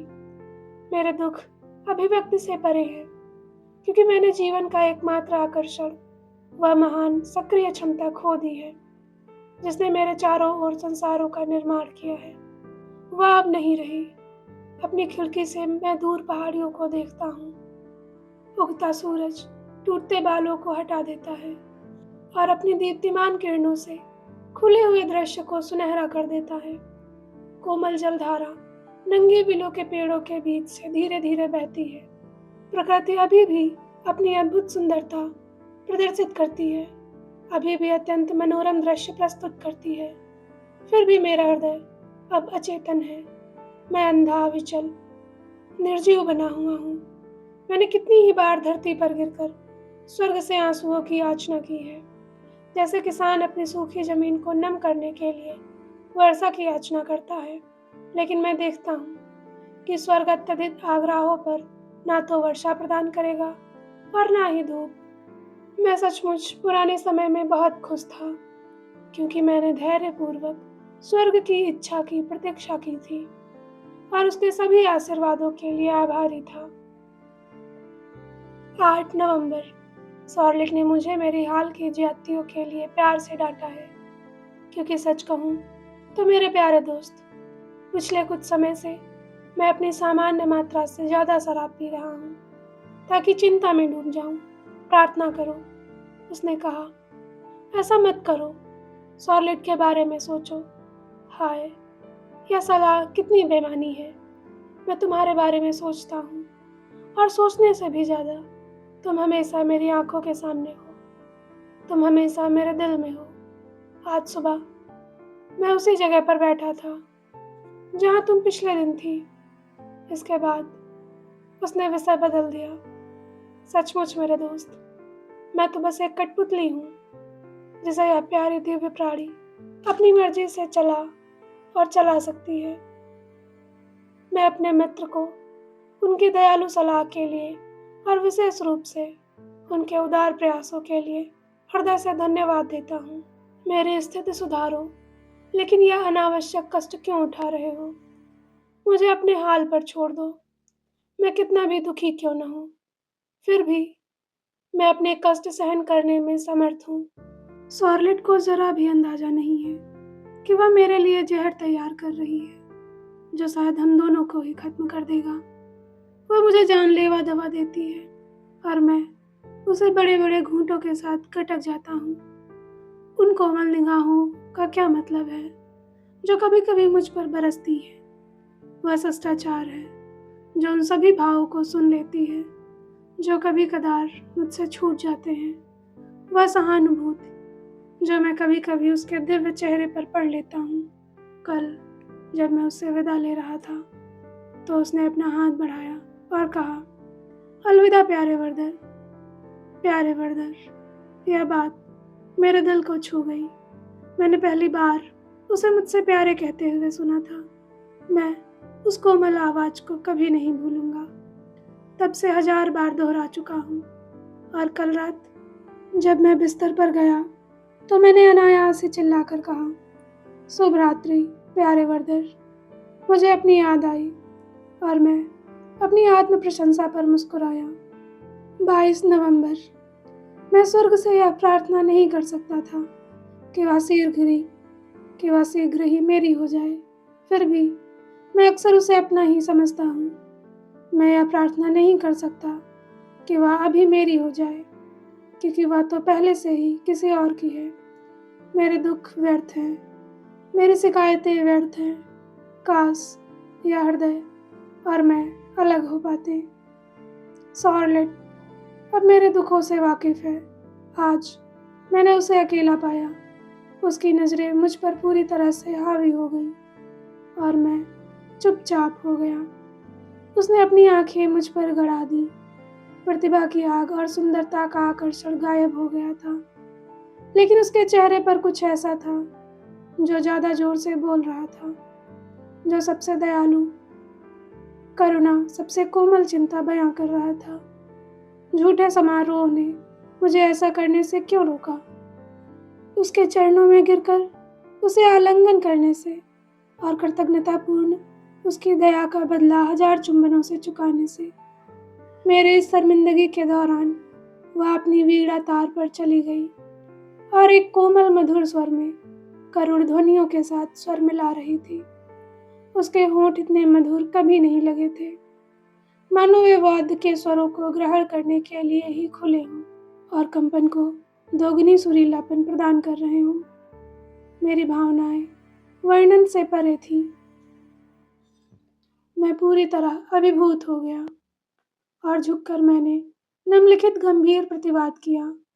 मधुर होठ, जिनकी रक्षा देवदूत करते प्रतीत होते हैं, मैं तुम्हें कभी अपवित्र करने के बारे में नहीं सोचूंगा, और फिर भी मैं इस आनंद का स्वाद लेना चाहता हूँ, लेकिन नहीं, असंभव। हमारे बीच एक शाश्वत बाधा है, लेकिन अगर मैं उन होठों पर एक पल जी पाता तो अगले ही पल मैं संतुष्ट होकर मर जाता। 26 नवंबर। कभी कभी मुझे लगता है कि मेरा भाग्य अनोखा है। दूसरे लोग धन्य हैं और मैं ही अभिशप्त हूँ। फिर किसी प्राचीन कविता को पढ़ते हुए मैं ऐसे पढ़ता हूँ जैसे वह मेरे बारे में ही कही गई हो। ये दुख कब समाप्त होंगे? क्या कभी ऐसा कोई अभागा था? 30 नवंबर। मैं देख रहा हूँ कि मेरा भाग्य तय हो चुका है। हर चीज मेरे दुख को बढ़ाने की साजिश कर रही है और मेरे भविष्य की नियति का संकेत दे रही है। इस दिन लगभग रात के खाने का समय हो गया था। खाने की मेज पर बैठने की इच्छा न होने के कारण मैं नदी किनारे एकांत में टहलने निकला। पूरा इलाका वीरान लग रहा था। दिन उदास था। पहाड़ियों से ठंडी पूर्वी हवा बह रही थी और मैदान पर काले घने बादल छाए हुए थे। दूर से मैंने एक आदमी को देखा जो पुराना कोट पहने चट्टानों के बीच भटक रहा था और शायद पौधे ढूंढ रहा था। जैसे ही मैं उसके पास पहुंचा, वह मुड़ा। तभी मैंने एक बहुत ही दिलचस्प चेहरे पर एक गहरी उदासी देखी। उसके पतले काले बाल लापरवाही से उसके कंधे पर लहरा रहे थे। मैंने उससे पूछा कि वह क्या ढूंढ रहा है। उसने एक अजीब सी आह भरते हुए कहा, मैं फूल ढूंढ रहा हूँ महोदय, लेकिन मुझे एक भी नहीं मिला। मैंने उससे कहा कि अभी फूलों का मौसम नहीं है, लेकिन उसने कहा, फिर भी फूल तो बहुत हैं मेरे बगीचे में। कई गुलाब और गेंदे हैं। मेरे पिता ने मुझे एक किस्म दी थी। वे हर जगह उगते हैं। मैं पिछले 2 दिनों से उन्हें ढूंढ रहा हूँ, लेकिन मुझे एक भी नहीं मिल रहा। फूल तो हमेशा होते ही हैं, खासकर संटोरी के, जो इतने सुंदर गुच्छों में उगते हैं। फिर भी मुझे किसी भी किस्म के फूल नहीं मिल रहे। मैंने अब उससे पूछा कि उसे ये फूल किस लिए चाहिए। वह मुस्कुराया और अविश्वास से अपनी उंगली ऊपर उठाते हुए बोला, किसी को बताना मत। मैंने अपनी प्यारी बच्ची को एक गुलदस्ता देने का वादा किया है। यहाँ के खेतों का वादा किया है। ठीक है, मैंने उससे कहा। ओह, उसके पास सब कुछ है। उसने आगे कहा, वह बहुत बहुत अमीर है। लेकिन मैंने बीच में ही टोकते हुए कहा, उसे तुम्हारा गुलदस्ता पसंद है। ओह, उसने आगे कहा, उसके पास गहने और मुकुट हैं। मैंने उसका नाम पूछा। फिर भी वह भागता रहा। अगर स्टेट्स जनरल मुझे पैसे दे तो मैं एक अलग किस्म का आदमी बन जाऊंगा। अरे वाह, वह एक जमाना था जब मैं बहुत खुश था, बहुत बहुत खुश। लेकिन वो जमाना चला गया, वो बीत गया, वो बीत गया। और यहाँ उसने अपनी तैरती आंखें आसमान की ओर उठाईं। एक वक्त था, मैंने कहा, जब तुम खुश थे। ओह, उसने जवाब दिया, काश मैं आज भी वैसा ही होता। हाँ, मैं तब भी खुश था। कितना खुश, कितना संतुष्ट। मैं पानी में मछली की तरह था। एक बुजुर्ग महिला जो अब हमारी तरफ बढ़ रही थी चिल्लाई, हेनरी, हेनरी, तुम कहाँ थे? मैं तुम्हें हर जगह ढूंढ रही थी। आओ, खाना तैयार है। मैंने उससे पूछा कि क्या वह उसका बेटा है। हाँ, उसने जवाब दिया। मेरे बेचारे बदकिस्मत लड़के, भगवान ने हमें यह मुसीबत भेजकर कितना खुश किया है। फिर मैंने पूछा कि क्या वह काफ़ी समय से इस हालत में था। उसने जवाब दिया, वह लगभग 6 महीने से इतना शांत है। भगवान का शुक्र है, वह पूरे 1 साल तक पागल खाने में बंद रहा और जंजीरों से जकड़ा रहा। इस समय वह बिल्कुल भी आक्रामक नहीं है, किसी को कोई नुकसान नहीं पहुंचाता। लेकिन उसका सारा प्रवचन राजा और सम्राटों के बारे में होता है। वह एक नेक इंसान था और पहले मेरा पेट पालने में मदद करता था। वह बहुत अच्छी तरह लिखता था, लेकिन अचानक उदास हो गया, तेज बुखार हो गया। वह बुरी तरह पागल हो गया और अब वह ऐसा है जैसा आप उसे देख रहे हैं। काश साहब, अगर आपको पता होता। मैंने उसकी बात काटते हुए पूछा कि वह किस खुशी के पल की बात कर रहा था। आह, बेचारा, उसने करुणा भरी मुस्कान के साथ जवाब दिया। वही समय था साहब जब वह बुरी तरह पागल था और कैद था। उसे अब भी पछतावा है। मैं हैरान रह गया और उसके हाथ में कुछ पैसे देते हुए हम अलग हो गए। तुम खुश थे? मैंने जल्दी से वापस चलते हुए मन ही मन कहा। तब तुम अपनी मछली की तरह थे। हे भगवान, क्या इंसान का यही भाग्य है? क्या वह सिर्फ बुद्धि पाने से पहले बुद्धि खो देने के बाद ही खुश रहता है, बेचारे। और फिर भी मुझे तुम्हारी हालत पर कितनी ईर्ष्या होती है। तुम सर्दियों में अपनी रानी के लिए फूल चुनने जाते हो, कितनी उम्मीदों से भरे हुए। फूल ना मिलने पर तुम व्यथित हो और अपनी निराशा का कारण नहीं समझ सकते। लेकिन मैं तो बिना किसी उम्मीद या नज़र के बाहर निकल जाता हूँ और वैसे ही लौट आता हूँ। तुम्हारी अव्यवस्थित कल्पना को ऐसा लगता है यदि स्टेट्स जनरल के द्वारा भुगतान किया जाता तो तुम एक महत्वपूर्ण व्यक्ति होते, और यह तुम्हारे लिए सौभाग्य की बात है कि तुम अपने कष्टों का श्रेय किसी विदेशी शक्ति को दे सकते हो। तुम नहीं जानते, तुम महसूस नहीं करते कि तुम्हारा सारा दर्द एक विक्षिप्त मन, एक विकृत मस्तिष्क से उत्पन्न होता है, और दुनिया के सभी सम्राट तुम्हें राहत नहीं दे सकते। वे लोग आशाहीन होकर मरे जो उस बीमार व्यक्ति पर हंस सकते थे, जो अपनी पीड़ा बढ़ाने और मृत्यु को अत्यधिक कष्टदायक बनाने के लिए दूर के झरनों की यात्रा करते हैं, या जो उस निराश आत्मा पर विजय प्राप्त करते हैं, जो अंतरात्मा के दंश को कम करने और मन को शांत करने के लिए पवित्र भूमि की तीर्थ यात्रा करती है। ऊबड़ खाबड़ रास्ते का हर कदम जो उसके पैरों को चीरता है, उसके दिल के लिए मरहम है, और उसकी यात्रा की हर रात को आशा और सांत्वना के करीब ले जाती है। क्या तुम इसे फिजूल खर्ची कहने का साहस करोगे? तुम जो फूलदार भाषण देने के लिए खम्भों पर खड़े होते हो, फिजूल खर्ची? हे भगवान, क्या हमारे पड़ोसियों की कष्टदायक मूर्खताओं से बढ़े बिना हमें मिलने वाला दुख पर्याप्त नहीं है? बल देने वाली और पोषित करने वाली बेल, स्वास्थ्यवर्धक और आरोग्यवर्धक पौधा, राहत और स्वास्थ्य रक्षक, ये सभी ईश्वरीय देन है। सर्वशक्तिमान पिता जिसे मैं नहीं जानता, हे मेरे उदास मन को प्रसन्न करने वाले, तुमने मुझे क्यों त्याग दिया? अपने पथिक को अपने पास बुलाओ, उसके हृदय को सांत्वना दो। मेरी आत्मा तुम्हारी प्यासी है और तुम्हारी चुप्पी बर्दाश्त नहीं कर सकती। क्या कोई पिता अपने बेटे पर क्रोधित हो सकता है जो अचानक उसके सामने आता है, उसकी गर्दन पर लटक जाता है और चिल्लाता है, मुझे क्षमा करें प्यारे पिता, मैंने अपनी यात्रा छोटी कर दी है और नियत समय से पहले लौट आया। संसार में मैंने हर जगह एक ऐसा श्रम कष्ट सुख पुरस्कार पाया है। सभी मेरे प्रति उदासीन थे, केवल आपकी उपस्थिति में ही सुख हो सकता था और मैं उसकी उपस्थिति चाहता हूँ, परिणाम जो भी हो।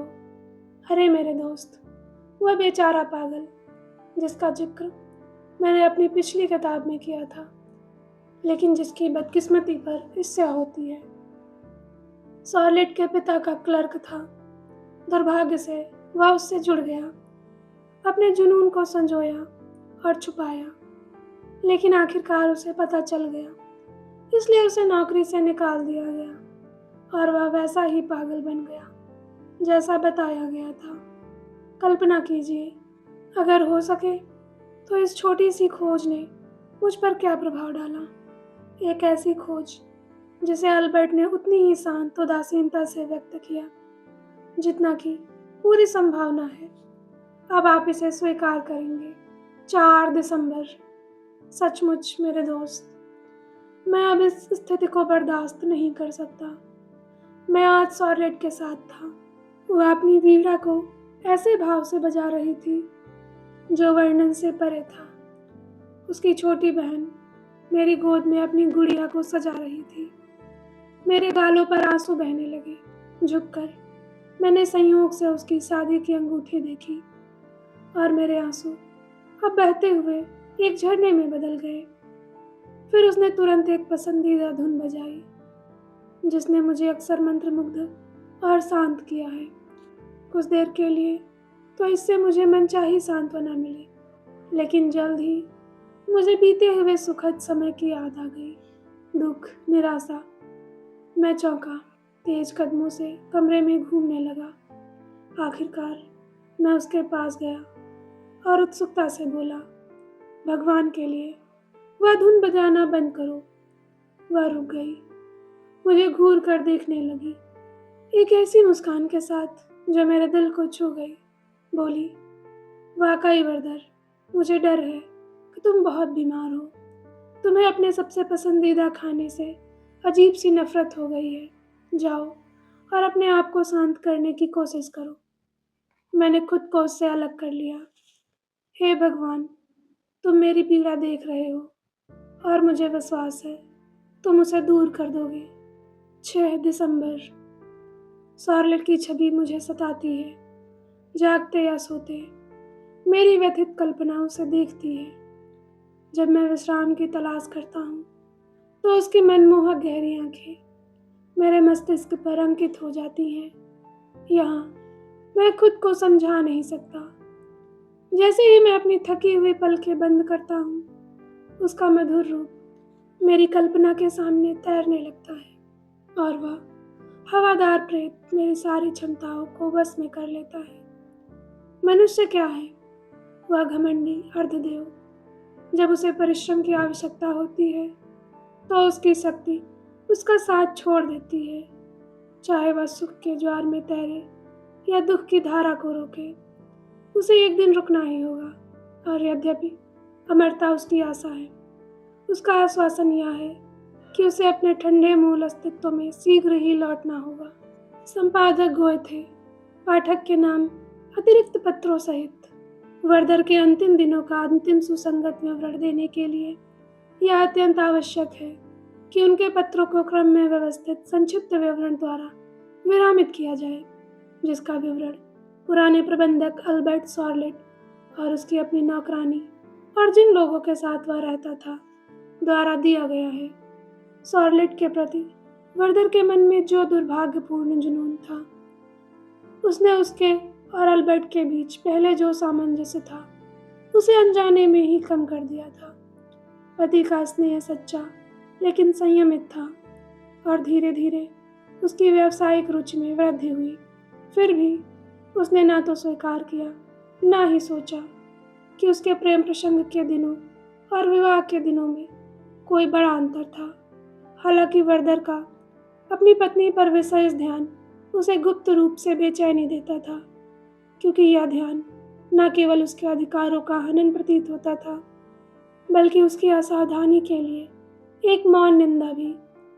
उसे और भी अधिक असंतुष्ट और चिड़चिड़ा बनाने वाली बातें थी उसकी नौकरी की बढ़ती कठिनाइयाँ और घटता वेतन। वर्दर के मन पर छाए दुख ने उसकी प्रतिभा की अग्नि को पूरी तरह से बुझा दिया था। उसे उसकी सामान्य जीवंतता और बोध की तीव्रता से वंचित कर दिया था और उसे समाज में निरुत्साहित और सक्रिय बना दिया था।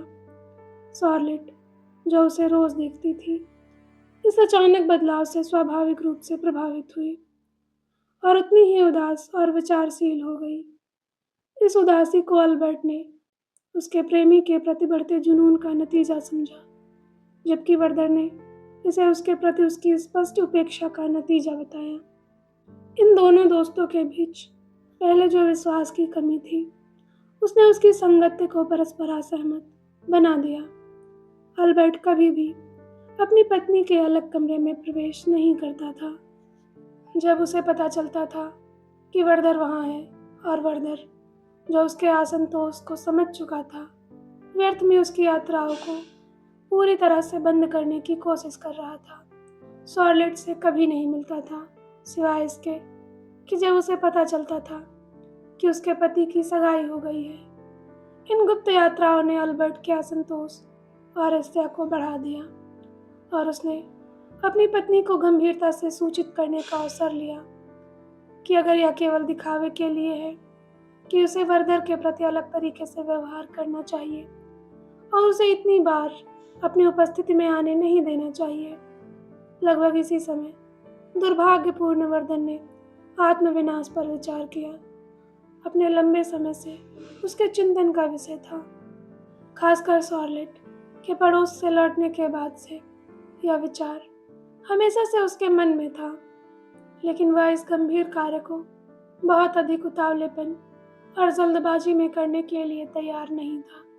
वह एक आदमी की तरह दृढ़ संकल्प के साथ फिर भी शांति के साथ कार्य करने के लिए दृढ़ था। 8 दिसंबर को हमेशा की तरह शॉर्लेट मिलने के लिए आने पर उन्होंने पाया कि उनका परिवार बेहद उलझन में था। उसके सबसे बड़े भाई ने उन्हें बताया कि इस व्यापक घबराहट का कारण पिछली रात हुई एक दुखद घटना थी। वर्दर पहले तो इस जानकारी से ज़्यादा चिंतित नहीं दिखे। वह उस अपार्टमेंट में गए जहाँ शॉर्लेट थी और देखा कि वह अपने पिता, जो पूछताछ करने के लिए उत्सुक थे, से गंभीरता से बात कर रही थी। इस हत्या की परिस्थितियों को देखते हुए अपनी हालत की गंभीर अवस्था के कारण बाहर जाने से इनकार कर दिया। सूचना मिली कि शव भोर में घर के दरवाजे के सामने मिला था। हत्यारे का अभी तक पता नहीं चला था, लेकिन संदेह प्रबल था क्योंकि मृतक एक विधवा का नौकर था जिसके पास पहले एक और नौकर था जो स्पष्ट रूप से आज संतुष्ट होकर नौकरी छोड़ चुका था। यह खबर सुनकर वर्दर चौंक गया, जल्दी से उठा और बोला, क्या यह संभव है? मुझे तुरंत वॉलहम जाना होगा। मैं अब और नहीं रुक सकता। इसलिए वह जल्दी से वॉलहम पहुंचा और उसकी कल्पना शक्ति बढ़ती गई। उसे अपनी इस राय पर यकीन होने लगा कि वह युवा किसान जिससे वह इतनी बार बात करता था और जिससे वह इतना जुड़ा हुआ था, वह बदकिस्मत अपराधी था। जैसे ही वह सराय के पास पहुंचा, जो शहर के सभी निवासियों से घिरी हुई थी, उसने एक शोरगुल सुना और दूर से हथियारों से लैस लोगों का एक बड़ा समूह देखा, जबकि दूर से चीखें सुनाई दे रही थी कि हत्यारा पकड़ा गया। वर्दर का संदेह अब पुष्ट हो गया। दरअसल यह वही युवक था जो विधवा से इतना ज्यादा जुड़ा हुआ था और जिससे कुछ समय पहले ही उसकी मुलाकात हुई थी। दबे हुए गुस्से और छिपी हुई निराशा के भावों के साथ इधर उधर भटकते हुए बेचारा कैदी के पास पहुंचकर वह चिल्लाया, तुमने क्या किया है? युवक ने उसे शांति से देखा